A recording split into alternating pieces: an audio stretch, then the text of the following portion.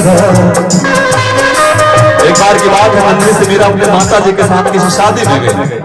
जब वहां से लौटी तो मीरा ने माता से पूछा, माँ मैंने तो वहां दूल्हा देखा लेकिन मेरा दूल्हा कौन?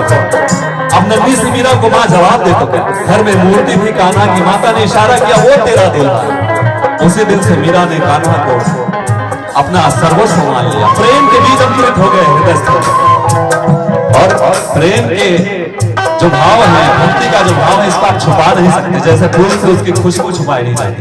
रहीमन दावे ना दबे जानत सकल जहां, फैल जाता है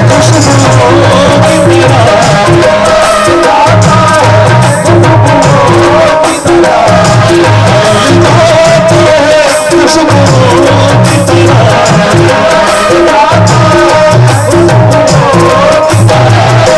इश्क छुपता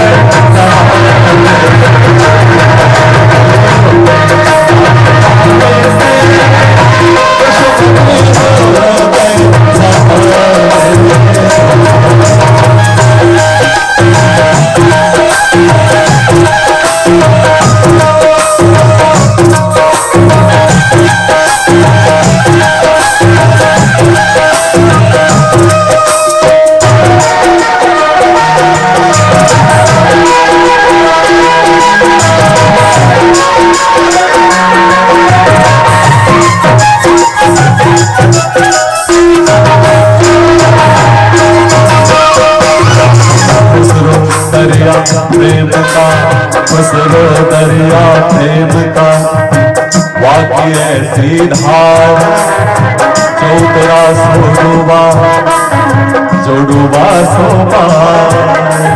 खुसरो दरिया प्रेम का वाक़ई ऐसी धार जो उतरा सो डूबा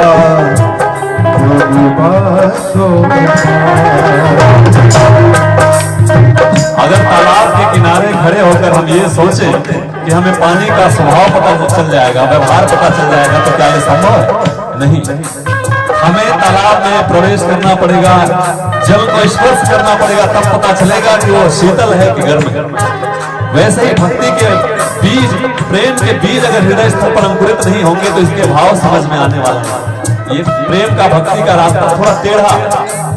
आमतौर पे अगर तालाब में हम डूब जाएं तो मर जाएंगे, लेकिन भक्ति में, प्रेम में जितना डूबेंगे उतने ही पार निकल जाएंगे। जब भक्त भगवान के भक्ति में लीन हो जाता है तो उसकी केवल इतनी लालसा, इतनी मनसा होती है, बाग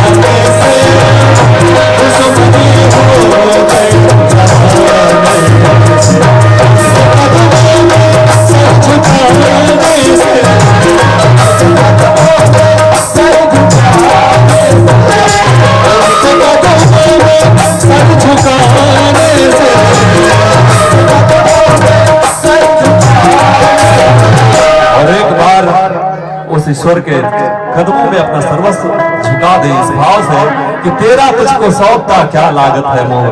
तब तो फिर जितना बैर है, जितना द्वेष है, सब क्योंकि जिसने दुनिया बनाई है, अगर उसके चरणों में हम सर्वस्व न्यौछावर कर दें तो उसकी बनाई सारी वस्तु हमारी। तब तो केवल एक ही भाव, सिया राम मैं सब जग जाने, करूं प्रणाम जोरी जो पानी। उनके कदमों में सर झुकाने से, और जब सर ही झुक गया तो दोस्ती हो,